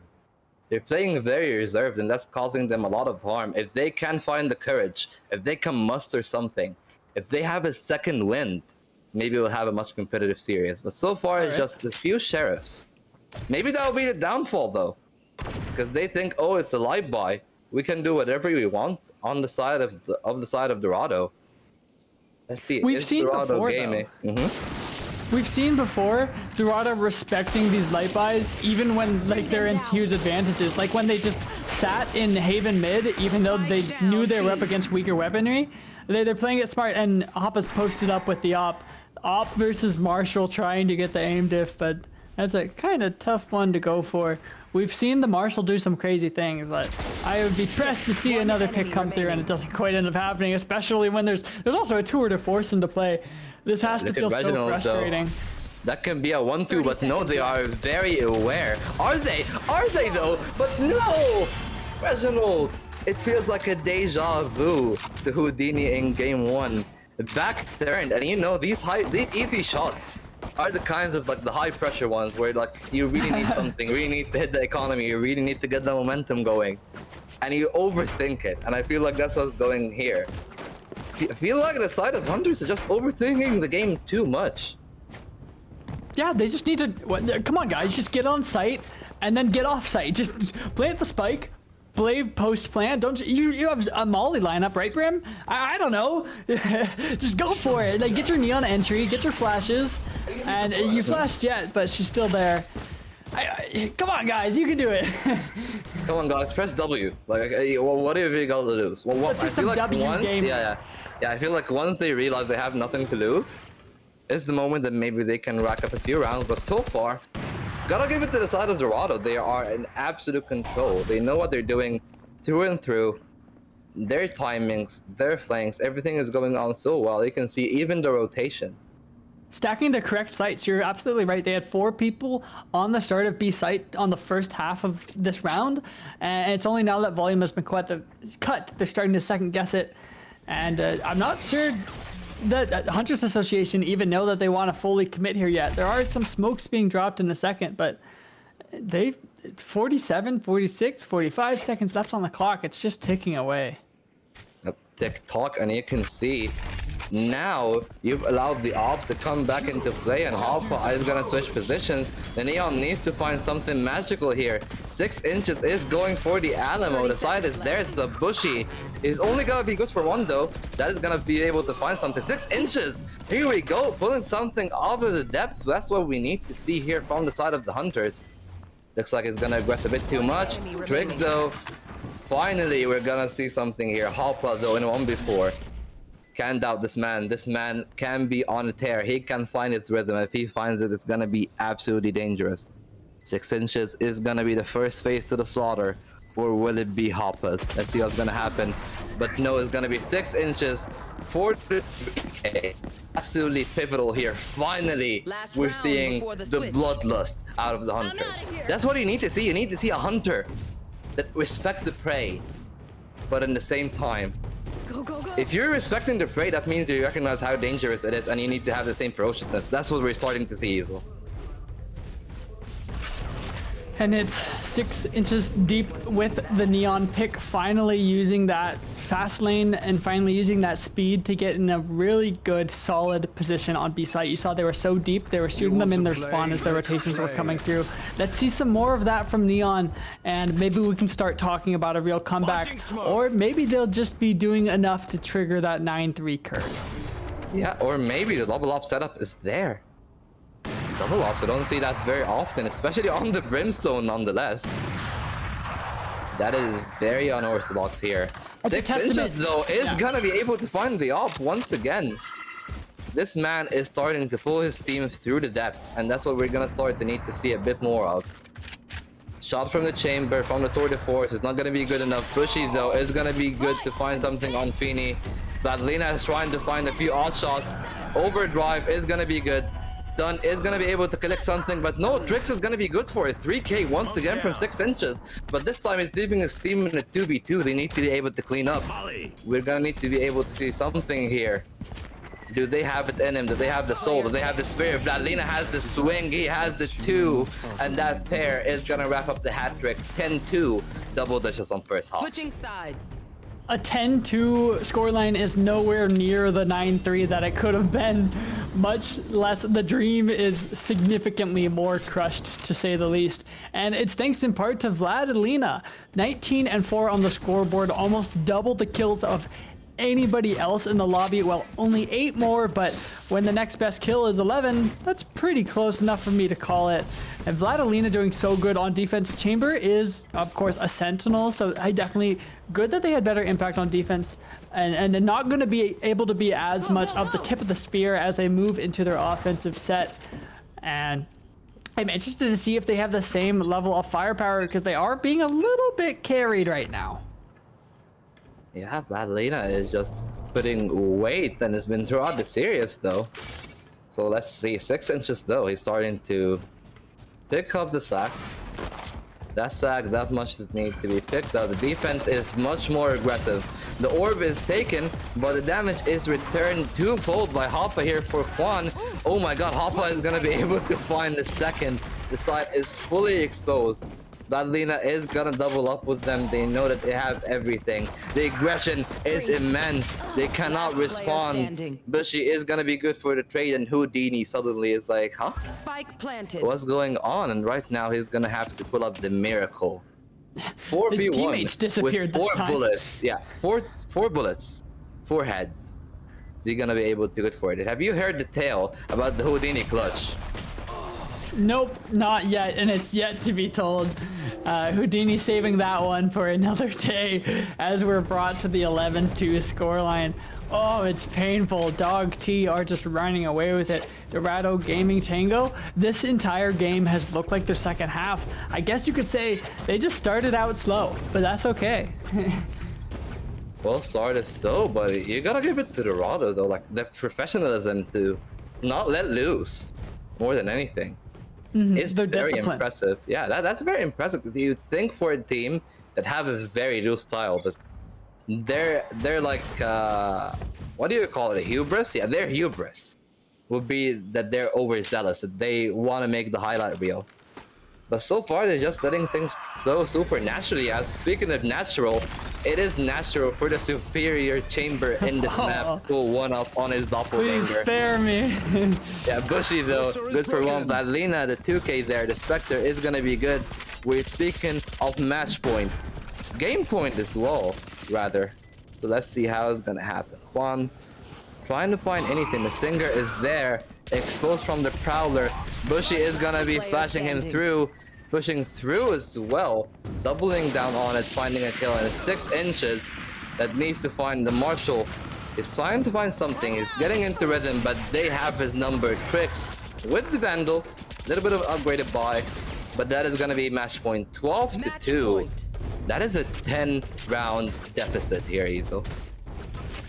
Oh, I can't say that I didn't call it, because I did. It the second that we started this matchup, I was saying Dorado Gaming Tango were looking dominant in their last 2 matches with the stats, with how fast they won them, and Hunters Association came out swinging. I'm not gonna lie, they did. But they weren't able to keep throwing the punches when Dog started throwing them back. And now Dog making this look like just another record in their book, just another most likely to Rocky, are we gonna see the animal? Are we gonna see the survival? But no, it looks like that the hunters are now the prey.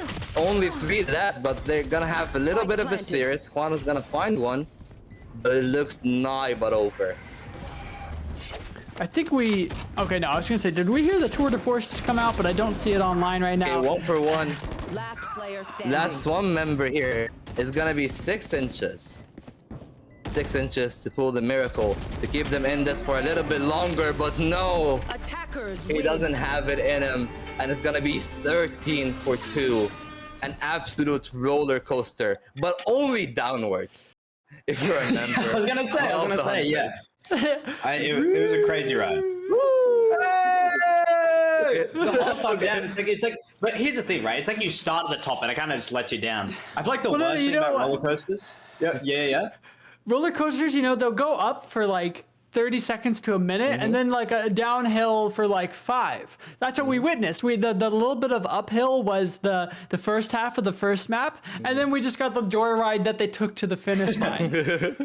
Look. It's like you know when you're on a roller coaster. I went on the King Dakar the other day, the tallest roller coaster in the world. That was crazy up in New Jersey. And the way it works is you go boom and you go flying up this massive like hill. And when you get to the top, you sort of take a really big deep breath, and then like as you go down the roller coaster afterwards. I feel like we didn't really get a chance to take the deep breath. It was kind of just the whole way down. There was no anticipation. We just saw Dorado come through with an overwhelming performance in that second game. And Easel, I'd like to ask you now, was there anything the Hunter Association had that game at all?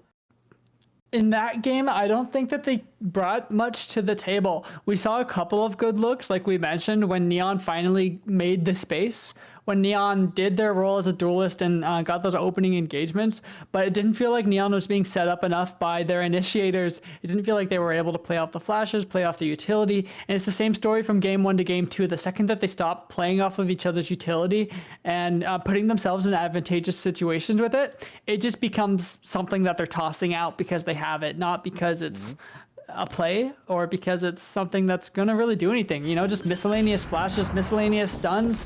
And you can see 6 inches deep did some good things, but they just walked right past Hoppa. They weren't able to clear that. 30 seconds and it just felt like that was the story. You can see how dominant the scoreboard was as well. Just as we run through some of the clips, it's just so much of the positioning and movement here from the side of Dorado. They're just in perfect spots for perfect angles, and the trade does come through every now and then, but they're always in the sneakiest spots with the sneakiest of opportunities. And when you can do that with aim to back it up, it really does make for an unstoppable team.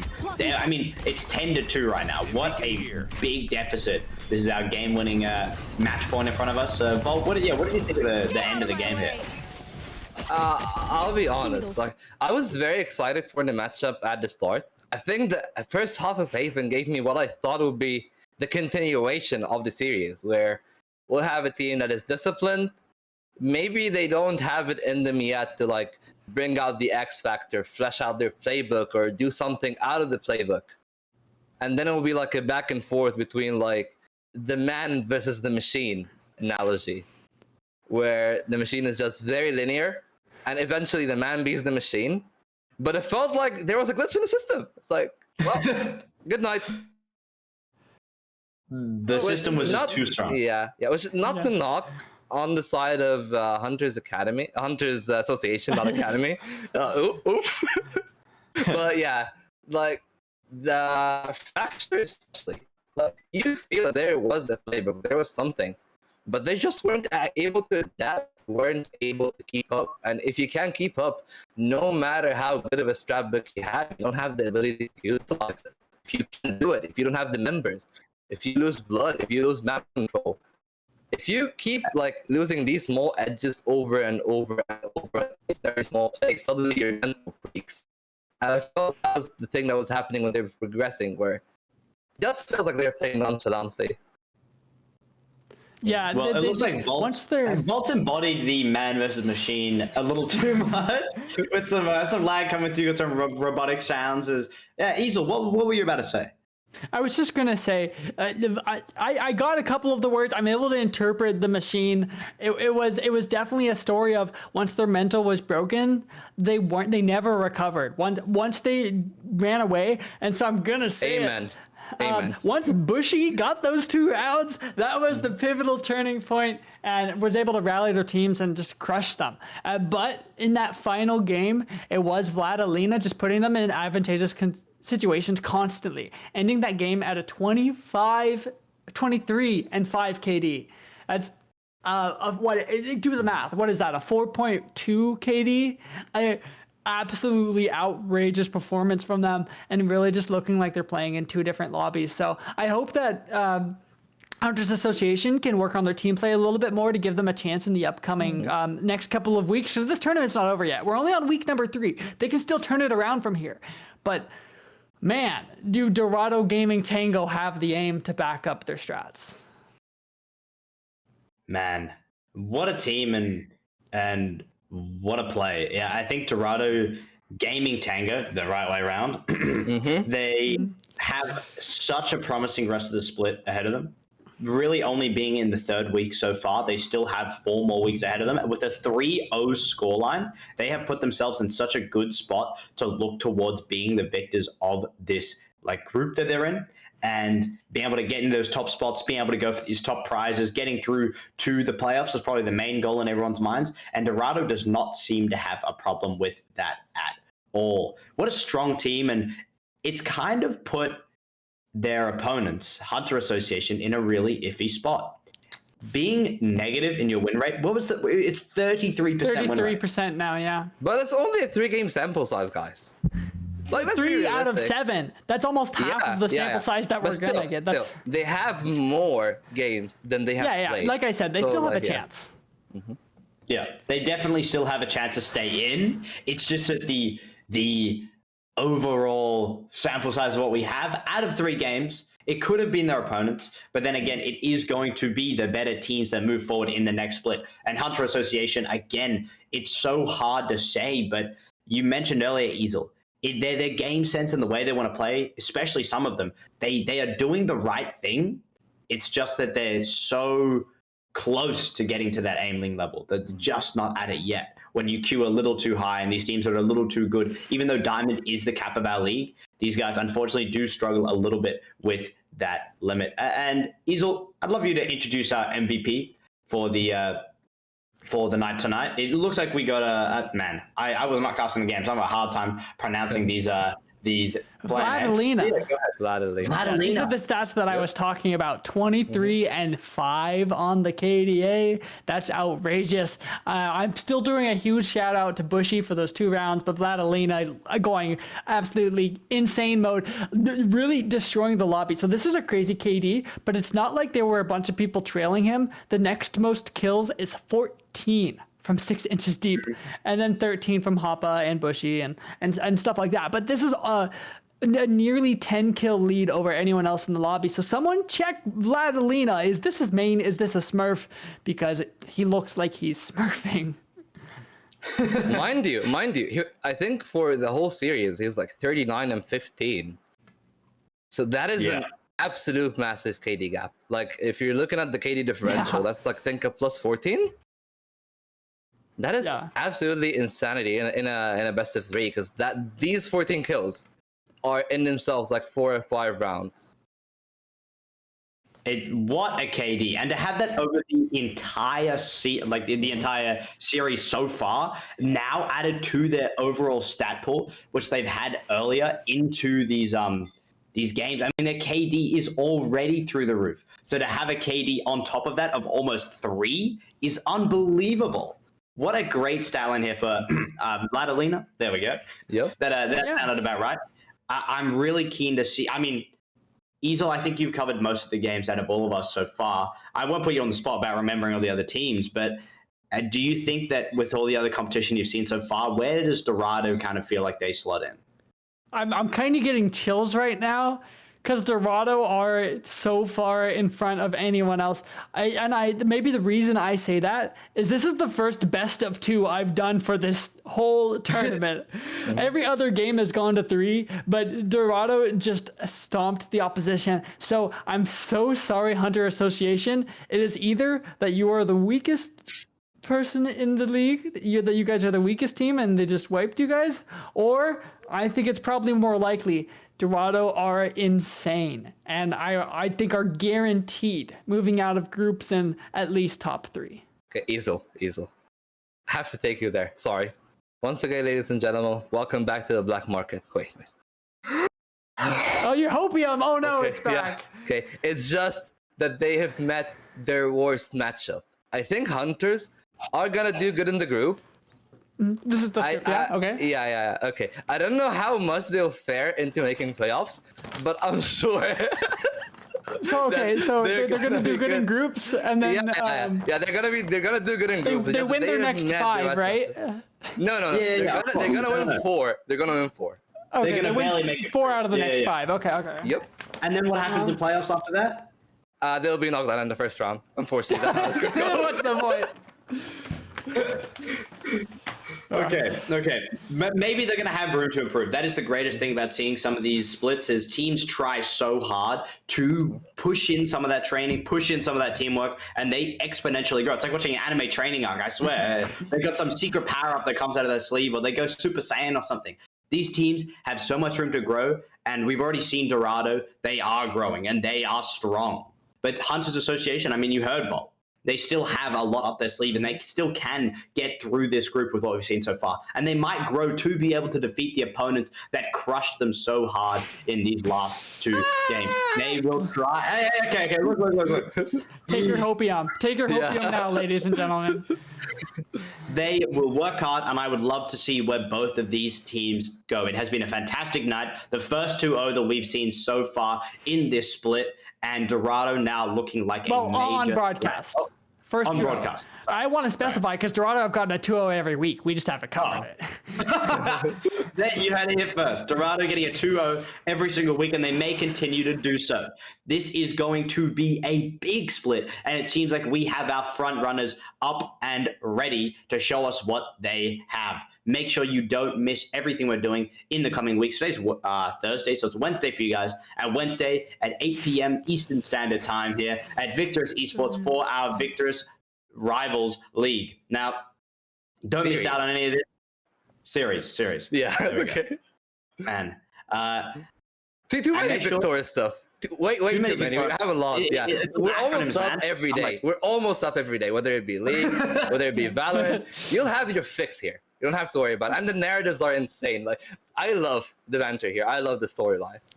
Always beautiful to watch. I feel like we're like in like this big story writing booth, and we're coming up with a bunch of different ideas. If you want to see a bunch of all our different ideas, look at that. If you look next to my name, that way I'm Quicksand. There's actually a little thing next to it in yellow that says @Quicksand_.